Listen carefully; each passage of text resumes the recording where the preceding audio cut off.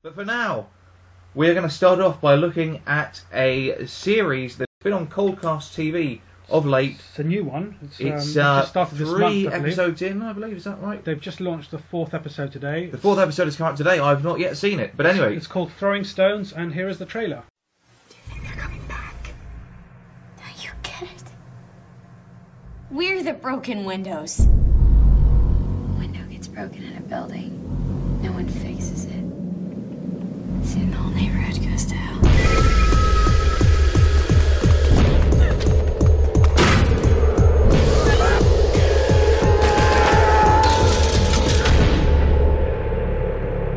So you just want to sit here on your ass, count the seconds till you die? Let me know how that all works out for you.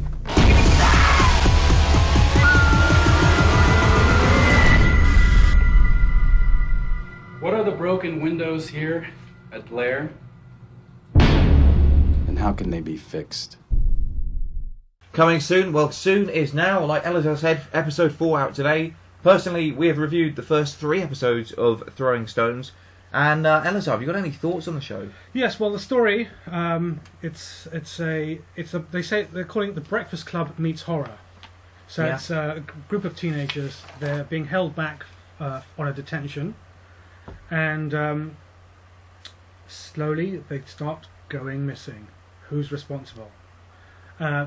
First episode starts off fantastic. It's right in the action, isn't it? I mean, you got this girl running down the corridor. She finds her friend. They're tied up. It's panic, panic, okay. panic. Okay, it's funny you should say that that's what you enjoyed, because you said it throws you into the action, a girl running down a corridor. I have to say, after all the videos I have watched for this show, a girl running down a dark corridor is pretty much the biggest horror cliche that I've come across. I think it is just it has been done to death. But sometimes cliches work. That's why they're absolutely, cliches. absolutely. But let me tell you, at 1 o'clock this morning, I kind of thought, I think I've seen this somewhere before. But you're right, it starts off nicely. To be honest, my favourite episode was episode 2, when you see they're in detention. It goes back to, and it's more of the kind of the normality, the calm before the storm. So that seems to be what the structure is. It's going to, you're flashing back from the past when they're in detention, and we're obviously going to be leading up to how it is that suddenly they're being killed off. Yeah. However, a criticism of the show, I think, each episode is far too short. Now, I know, obviously, with the limitations of YouTube and online media, there's only ever going to be so much you can cram into an episode. But these guys are just making it just a little bit too short. There's a 30-second opening credits, a 30 or 40-second closing credits, and in between you've got under 3 minutes of action per episode. That's true, yeah. And very little happens in each one. It's very hard to get a flow going, I think. I mean, I watched all 3, last night, and they pretty much lasted less than 10 minutes in total, I think. And those 3 episodes could have been 1 episode, actually. They could easily have been 1 episode. Yeah, because it does keep your interest. It absolutely does, and I'm looking forward to when there's a few more episodes out there, so I can watch them all in one go and just find out what's going on. Well, the intention for this first season is 8 episodes, so we're 4 episodes in. There's 4 more weeks to go. From what I understand, I'm sure there'll be a cliffhanger ending, and I'm sure that will lead us into the 2nd season. Interesting. But they're using young actors. I think it's only the 2nd show that we've seen that we've had youth actors in it. Thought they did quite well. Yeah, I can't fault the acting. I think they've all done some American TV work before. Really? Okay, yeah. I thought the editing's nice, but yeah, as you say, they've been edited too short. Yeah. Like I say, don't get me wrong. There's nothing wrong with a 3 or 4 minute film, but just nothing quite happens in each one, or not enough happens. Yeah. You just want them to. I don't know. I guess it's never a bad sign if they leave you wanting more, but it's more feeling like I haven't had enough. Then there's enough intrigue in the story because, like I say, it does start off with a bang. I mean, if you haven't seen it yet, go and watch that first episode because it makes you want to see more. Okay. And the 2nd episode, then you go back to the flashback. You find out who the characters are, and by the 3rd, you're starting to.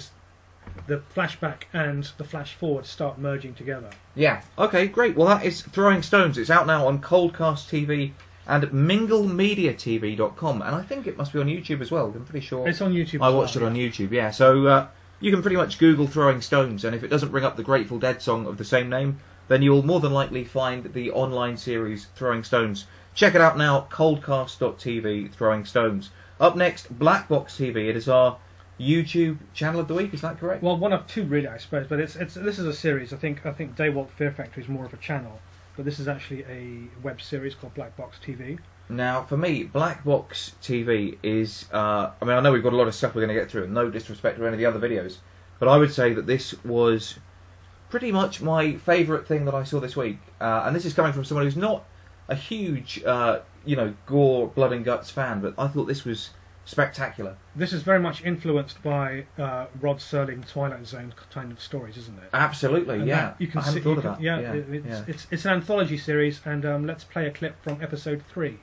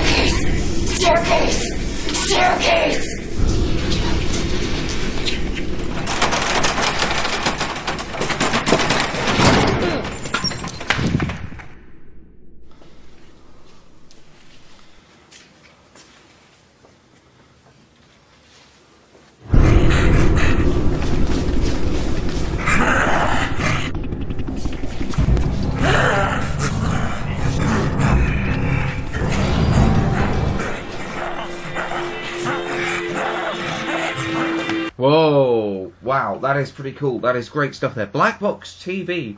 Now, can you just tell us who made Black Box TV? This is by a director called Tony Valenzuela, working out of Philip DeFranco's office. Philip DeFranco, of course, being someone we've... the well-known YouTube vlogger, and we've reviewed someone him in the past, of course. Absolutely, we certainly have, yeah.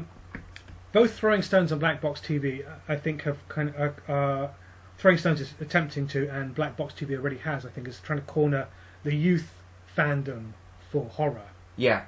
Definitely, yeah, absolutely. It was like each episode, it's a standalone episode. Each episode is standalone, yes, indeed. like an anthology series. And like you say, it really did remind. Each episode that I saw reminded me of a sort of teen slasher a flick, like a Scream or a. I mean, not so much a Scream, but one of those sort of kiddie films where all the good-looking teenagers just get slashed to death in a dark corridor somewhere. But this was with a twist though. It was each film was I think about 4 to 6 minutes long on average. Yeah, they're different, and different lengths. Yeah, and each one had a twist in the tail, like a sting in the tail.